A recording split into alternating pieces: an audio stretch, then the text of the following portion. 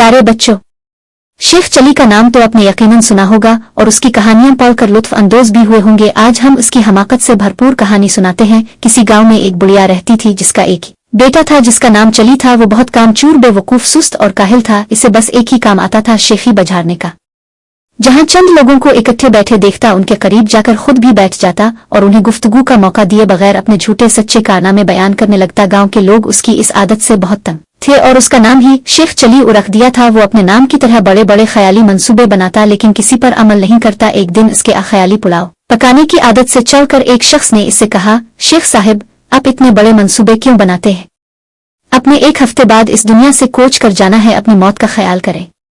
यह सुनना था कि बेवकूफ शेख चली को एक हफ्ते बाद अपनी मौत का यकीन हो गया और उसने इसकी तैयारी शुरू कर दी। पहले इसने कब्र खुदवाई और इसमें जाकर लेट गया। 6 दिन गुजर गए, कुछ ना हुआ। 7वें रोज शेख चली ने सोचा कि ये इस शख्स के बताए हुए एक हफ्ते का आखिरी दिन है, शायद अब मौत का फरिश्ता आने वाला है। वो ये सोच ही रहा था कि इसके कान में आवाज पड़ी, अगर कोई अल्लाह का नेक बंदा अंडे की टोकरी मेरे घर पहुंचा दे तो मैं इसे उजरत में एक अशरफी दूंगा। शेख चली अशरफी का नाम सुनकर कब्र से बाहर निकल आया और अंडे की टोकरी उठाकर सर पर रख ली। ये देखकर टोकरी के मालिक ने कहा, शेख साहब, जरा संभाल कर ले जाना, अंडे टूटने ना पाए वरना एक दमड़ी भी नहीं दूंगा, उल्टा हर जाना ले लूंगा।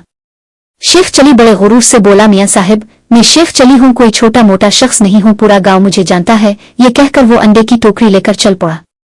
ख्याली पुलाव पकाने की तो आदत थी ही, सर पर अंडों की टोकरी रखकर रास्ता चलते हुए इसकी जहनी रूह बहक गई और लगा ख्याली पुलाव पकाने। अंडे पहुंचाने की मजदूरी मुझे एक अशरफी मिलेगी, बड़ी रकम है, इससे मैं मुर्गी खरीदूंगा, वो अंडे देगी, अंडे बीच कर बिक्री लूंगा, जो बच्चे देगी बिक्री के बच्चे बीच कर गाय लूंगा, गाय दूध देगी, मेरे बच्चे दूध मांगेंगे तो मैं उनसे कहूंगा ये लो दूध। इतना कहते हुए इसने टोकरा पकड़े दोनों हाथ हटा लिए, जिसकी वजह से वो जमीन पर गिर पड़ा और सारे अंडे टूट गए। अंडे के मालिक ने जब ये मंजर देखा तो वो आहो बका करते हुए बोला, वो हाय मेरे अंडे। दूसरी तरफ शेख चली रोते हुए दहाई दे रहा था, हाय मेरे बच्चे।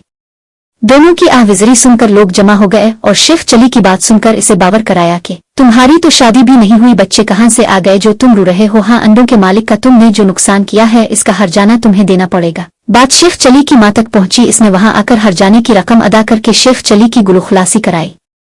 Please like, share and subscribe my channel.